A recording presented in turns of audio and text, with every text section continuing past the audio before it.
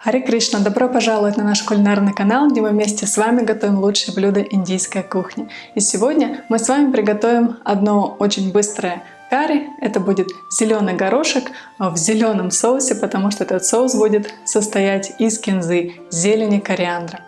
В первую очередь нужно замочить кешью. Замачиваем на 15-20 минут или больше. После этого размалываем в однородное молочко.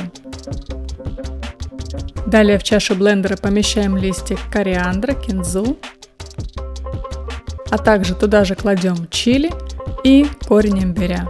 Имбирь я порезала кусочками, чтобы он легче размалывался. Также добавляем помидор без шкурки.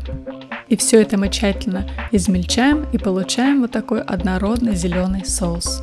Я взяла зеленый горошек свежий. Если у вас сезон, возьмите свежий. Если нет, то можно взять мороженый, но не консервированный. Итак, все приготовления позади. Разогреваем масло, добавляем кумин и калинджи, а также щепотку асафетиды. Несколько секунд ждем и добавляем горох.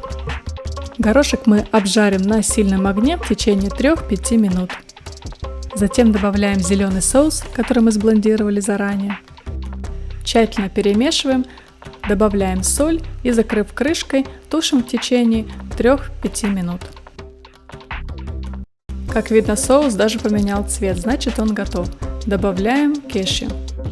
Консистенция кажется мне немного густовата, я добавляю воды. Еще 5 минут под крышкой на медленном огне, и наш матар дхания вали готов. Это отличная подливка к рису.